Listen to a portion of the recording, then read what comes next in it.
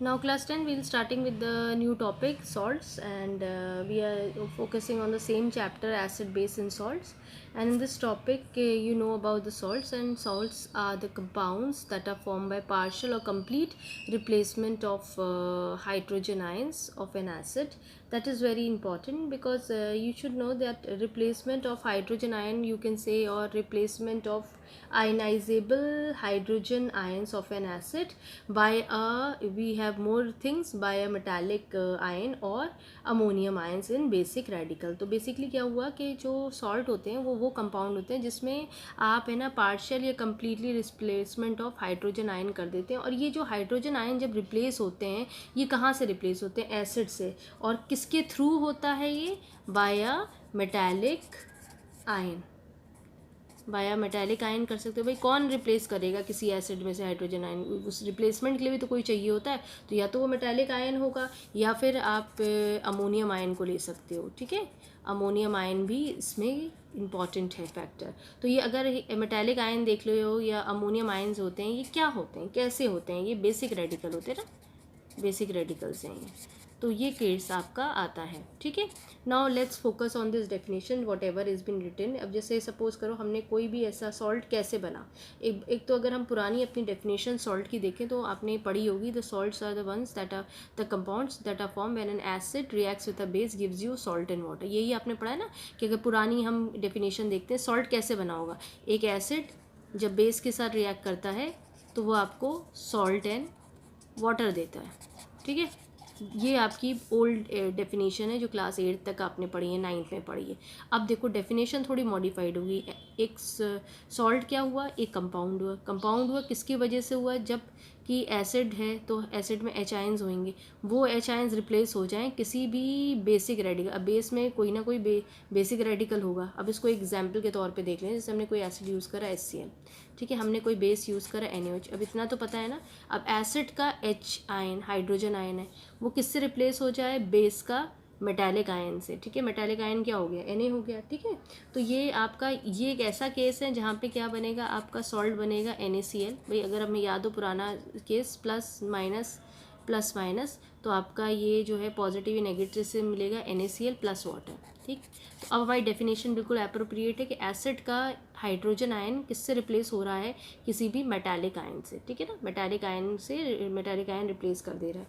ये हमारा केस है, ये एक सिंपल केस है.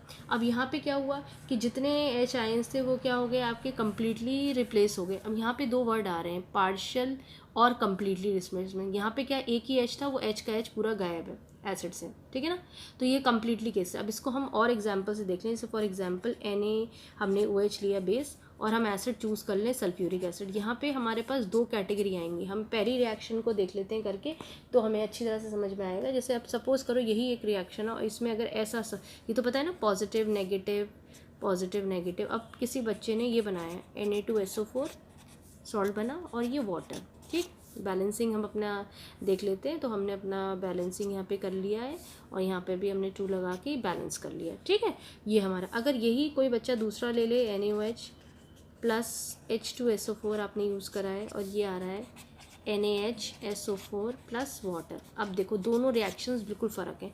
इस रिएक्शन में अगर आप देखते हो जो सल्फ्यूरिक एसिड है, इस सल्फ्यूरिक एसिड में जितने भी H आयंस थे वो रिप्लेस हो गए हैं. किससे रिप्लेस हो गए? ये जो बेसिक रेडिकल, ये बेसिक रेडिकल ही तो हुआ क्योंकि ये बेस बनाएगा Na प्लस. तो ये जो H आयंस थे, जो हाइड्रोजन आयन थे एसिड में, वो सारे के सारे बेसिक रेडिकल से रिप्लेस हो गए, उसने सॉल्ट बना लिया. तो ये कंडीशन कौन सी होगी? Completely replacement of the replaceable hydrogen ion. ये केस में देखो जितने H आयंस थे उसमें से एक रिप्लेस हुआ, एक नहीं हुआ. तो ये कंडीशन कम्प्लीटली तो हुई नहीं, पार्शियली की. यानी जो सॉल्ट है उसमें भी एक H आपको दिख रहा है. ठीक है, मेरी बात समझ में आ रही है? ये कंडीशन हो जाती है आपकी पार्शियल रिप्लेसमेंट की. और ये कंडीशन क्या है? कंप्लीट. ये भी सॉल्ट है, ये भी सॉल्ट है, लेकिन यहाँ पे क्या हुआ कि सारे के सारे H आयंस जो है वो रिप्लेस हो गए. यहाँ पे क्या अभी भी एक H आयन जो है वो मिला हुआ है. तो ये पार्शियल रिप्लेसमेंट और ये कम्प्लीटली रिप्लेसमेंट हो जाएगा. ठीक है, अब सॉल्ट के केस में देखो, जैसे फॉर एग्जांपल हम थोड़ा सा ध्यान देखते हैं. जैसे अगर सपोज करो हमारे पास कोई सॉल्ट है और वो सॉल्ट हमने वापस NaCl को ही लेके उठा लें. NaCl आपने पढ़ा हुआ है, ये कौन सा कंपाउंड होता है? आयनिक कंपाउंड होता है, इलेक्ट्रोवैलेंट कंपाउंड, सबको मालूम है ना. अगर इलेक्ट्रोवैलेंट कंपाउंड को आप करेक्टरिस्टिक्स याद करिए, वाटर में डिसॉल्व करेंगे, एक्वस कंडीशन लिखी हुई है, तो वो डिसोसिएट होगा और रिस्पेक्टिव आयंस दे देगा, है ना। मैंने सिखाया था ना, कम्प्लीटली डिसोसिएशन होता है जो इस तरह के कंपाउंड्स होते हैं आयनिक कंपाउंड्स में। तो अब ये डिसोसिएट हुआ, इसने H पॉजिटिव दे दिया, Cl नेगेटिव दे दिया। अब यहाँ बहुत ध्यान देखो, ये पॉजिटिव आयन है, ये क्या है, नेगेटिव आयन है आपका, ठीक है। यानी ये जो आपका पॉजिटिव और नेगेटिव आयन्स आ रहे हैं ये बिल्कुल फ़र्क है आपके, ये हाइड्रोजन आयन से तो नहीं मैच कर रहा है, H+ से तो नहीं मैच कर रहा है। यहाँ कंडीशन देखो, ये OH आयन से तो नहीं रिप्लेस मैच कर रहा है, ठीक है। अब ये तो सॉल्ट की कंडीशन है कि ये हमने सॉल्ट को लिया, हम सिर्फ सिखा रहे हैं आपको कि आपको पता हो सके। अब सपोज़ करो आपने अपना ये सॉल्ट ले लिया Na2SO4, ठीक है, इसको करा तो ये क्या हो जाएगा, Na+, ये तो वही रहेगा, ट्वाइस रहा, और ये SO4-2, ठीक है। तो ये भी आपका इस तरह से दिख गया, आपको करना आना चाहिए क्योंकि it's very important, you should know the charges, what charges are present on the cations और the anions, that is very important. अब हम दोबारा से अपने एक बार एसिड्स को भी चेक कर लें। जो हमारा एसिड था HCl, ठीक है, हमने ये यूज़ करा था, ये स्ट्रॉन्ग एसिड है, पानी में डिसॉल्व करेंगे तो ये रिस्पेक्टिव आयंस देंगे। ये आपने कोवेलेंट कंपाउंड्स में पढ़ा था, पोलर कोवेलेंट कंपाउंड्स में, ठीक है। ये आपके पास आ गया, ये हाइड्रोजन आयन मिला आपको। अब आप कुछ और देख लीजिए, बेस ले लीजिए, NaOH ले लीजिए। NaOH स्ट्रॉन्ग बेस से एक्वस कंडीशन में आप करेंगे तो ये Na++ OH आयंस आपको, तो आपको ये सब करना आना चाहिए, you should know how to dissociate it. याद रखिए कि ये क्या है, ये याद रखिए एसिड है, ये बेस है, आपको पता होना चाहिए एल्किली भी है। आपको ये पता होना चाहिए कि जब आप बेस को, ये बेस है आपका, जब आपको वाटर में से डिसॉल्व करोगे तो ये अपने रिस्पेक्टिव आयंस में टूट जाएगा, जिससे बना है Na+ एंड OH-। OH- क्या है आपका, ये आपको पता होना चाहिए, हमने पहले भी बताया है, हाइड्रोक्साइल आयन या हाइड्रोक्साइड आयन कुछ भी बोल लीजिए, और ये आपको पता होना चाहिए this is hydrogen ion, that you should know. Now this is the classification of, this is basically your introductory part of an salt which you should know, ठीक है। अब now will come across the different types of classification. हमारे course में सिर्फ 3 है, books में बहुत दिए रखे हैं, तो please focus on the 3 ones। Now let's come to the type of salt. ये हमारा पहला सॉल्ट है एसिड सॉल्ट्स। अभी आपने पार्शियल रिप्लेसमेंट का केस देखा था, तो ये सॉल्ट्स तब बनते हैं जो आपकी पार्शियल रिप्लेसमेंट हुआ, जो हमने अभी आपको दिखाया था, ठीक है। ये रिएक्शन आपकी बहुत इंपॉर्टेंट है क्योंकि आगे जब आप देखोगे इस रिएक्शन को तो आपको आगे बहुत सी जगहों में दिखेगा, और आपको याद रखना है ये कंडीशन थी आपकी पार्शियल रिप्लेसमेंट की, यही बना था आपका, ठीक है। ये जो सॉल्ट बन के आया आपका, ये क्या है आपका, एसिड सॉल्ट है। एसिड सॉल्ट की पहचान बहुत आसान होती है, किसी भी सॉल्ट में होगा वो H आपके पास होगा। जैसे कि सपोज करो टीचर ने आपको HSO4 दे दिया तो आप ये तुरंत बता देंगे एसिड सॉल्ट, क्योंकि एक H इसको दिखेगा आपके पास, ठीक है ना। तो ये थोड़ा सा आपको फोकस करके चलना है कि एसिड सॉल्ट्स है ना किस कैटेगरी में आते हैं, ठीक है। तो क्या हुआ था इसमें कि सल्फ्यूरिक एसिड है, इसमें से सिर्फ एक H जो था, वो आयन जो था वो रिप्लेस हो पाया बाय द मेटालिक आयन। ये मेटालिक आयन है या मेटालिक रेडिकल है, तो 1H of the sulphuric acid is been replace by the metallic radical of sodium, ठीक है। ये ध्यान दे के चलना है हमें, that is very very important, right. So we can focus on the other example also. जैसे फॉर एग्जाम्पल हमने NaOH लिया और हमने सल्फ्यूरस एसिड ले लिया, ये तो पता है सल्फ्यूरिक एसिड, ये हमारा सल्फ्यूरस एसिड है। इसको भी थोड़ा देख लो कि क्या हो सकता है, NaHSO3 + H2, ये सल्फ्यूरस एसिड है तो वही रहेगा ना सल्फ्यूरस एसिड, तो उसी से ही आपका सॉल्ट बनेगा। तो ये भी आपका एसिड सॉल्ट है, एक H आपका आपके पास है। अब डेफिनेशन अगर देख लिया जाए तो salts form by partial replacement of the replaceable hydrogen ion of an acid molecule by a basic radical, right, is called a acid salt. So I think this much is clear to you. Now you can see I have written the definition, you can copy it up. Now we are focusing on the next salt, that is the normal salt, and I have already written the definition over here. The salts formed by the replacement of the replaceable hydrogen ion of an acid molecule by a basic radical, that is metallic or ammonium ion, which we have already discussed, right definition. और let's focus on it. हमने एक example और आपको दिया था ना पीछे, जब आपने देखा था कि आपने NaOH का रिएक्शन आपने HCl के साथ रिएक्ट कराया था, तो क्या हुआ था, जितने H थे वो सब रिप्लेस हो गए थे, it gives you salt and water. ऐसे ही अगर हम एक और देखें NaOH + सल्फ्यूरिक एसिड के साथ, तो भी हमारे पास एक अच्छा एग्जाम्पल आता है कि Na2SO4, एग्जाम्पल मैंने पीछे बताया था ना आपको, तो आप you can balance it up, with your this thing that it is correct or not, and you can have a look on it. ठीक है, बैलेंसिंग देख लेना. कभी क्या वीडियो बनाते बनाते हम लोग बैलेंसिंग को इग्नोर कर जाते हैं, लेकिन आप अगर पीछे भी कोई रिएक्शन में अगर बैलेंसिंग कंप्लीट नहीं होगी तो you can make it corrected by your own. ठीक है, तो ये आप बैलेंसिंग अपना करके देख सकते हैं. ठीक है, ऐसे you can focus on the this thing sulphurous acid also. ठीक है, तो सल्फ्यूरस एसिड को भी देख के चल लो. तो Na2SO3 प्लस वाटर. ठीक, अब एक बात देखो, ये सॉल्ट है NaCl, Na2SO4, Na2SO3. अब यहाँ पे हर एक जगह को तुम instead of sodium you can use potassium also. तो प्लीज़ डोंट थिंक कि बुक में ये एग्जांपल दिया रखा है तो आउट ऑफ कोर्स हो जाएगा. अगर KCl आ जाए या K2SO4 आ जाए, K2SO3 हो जाए, तो ये भी आपके केस में एग्जाम्पल्स हैं. That is important. KNO3 हो जाए या NaNO3 हो जाए, तो ये सबको आप इसी कैटेगरी में रखेंगे अपने नॉर्मल सॉल्ट्स को. There are many normal salts. हम एक दो आपसे डिस्कस कर लेते हैं तो आपको थोड़ा सा आसानी रहेगी. ठीक है, जैसे नॉर्मल सॉल्ट्स में अभी मैंने आपको बताया ये सब चीज़ें. आप इसमें KCl, K2SO4 ये सब यूज़ कर सकते हैं, या NaNO3 आप यूज़ कर सकते हैं. बेटा अगर Na के साथ हम कोई कॉम्बिनेशन बना रहे हैं तो पोटेशियम के साथ उसे बना लेना, कोई प्रॉब्लम नहीं आएगी आपकी. ठीक है, तो ये ध्यान रखना. जहाँ मैंने Na यूज़ करा है यू कैन पुट K, तो आपके पास और सी वैरायटी हो जाएगी. ठीक है, और आप ये भी यूज़ कर सकते हैं. ये तो हो ही गए हैं आपके. आप सोडियम एसीटेट को भी यूज़ कर सकते हैं, ये भी आपका नॉर्मल सॉल्ट में आ जाएगा. राइट, इसके अलावा आपका Na3PO4 ये भी आपका केस हो जाएगा. तो इससे इशू नहीं है. जहाँ जहाँ मैंने Na यूज़ करा आप हर जगह K यूज़ कर लीजिएगा. तो ये सब आपके नॉर्मल सॉल्ट्स हैं. एसिड सॉल्ट्स में भी चाहिए तो मैं आपको एक दो बता देती हूँ. चलते हैं ऊपर एंड वी विल सी. जैसे Na की जगह है तो मैंने अभी बताया रखा है यू कैन पुट KHSO4 ले लीजिए, KHSO3 आप यूज़ कर सकते हैं, ऐसा कोई इशू नहीं है. ठीक है ना. और आप चाहें तो एक और हम आपको एग्जांपल बता देते हैं, NaHCO3 सोडियम बाइकार्बोनेट. ठीक है, आप पोटेशियम बाइकार्बोनेट ले लीजिए, क्या चला जाएगा, ये भी आपका एग्जाम्पल हो जाता है. ठीक है, तो ये भी you can use it this part also. ठीक, और ये सारी चीज़ें हैं जो आप फॉस्फेट में भी ले सकते हैं. Die sodium hydrogen phosphate use कर सकते हैं, और आप सोडियम डाई हाइड्रोजन फॉस्फेट कुछ भी यूज़ कर लीजिए. ये सारे एग्जांपल्स आपके आ जाते हैं. चाहिए तो मैं एग्जांपल लिख देती हूँ. NaH2PO4 भी आ जाएगा एग्जांपल, Na2HPO4. ठीक है, तो दीज और examples comes in acid salts. Right, now the next head is basic salt, and basic salts I have written the definition: salt formed by partial replacement of hydroxyl ion radicals of a diacetic or triacetic base with an acid radical. अब देखो इतना तो idea होगा ना, डाईएसिडिक base क्या होंगे, ट्राईएसिडिक base क्या होंगे ना. अब तो इतना तो थोड़ा तुम्हें आइडिया होना चाहिए कि कैसे हैं. अगर हम डाई एसिडिक बेस की बात कर रहे हैं तो हमने किस चीज़ को लिखा है, CuOH होल्ड. एग्जाम्पल बता रही हूँ क्योंकि यहाँ 2 OH आयंस हैं. ठीक है ना.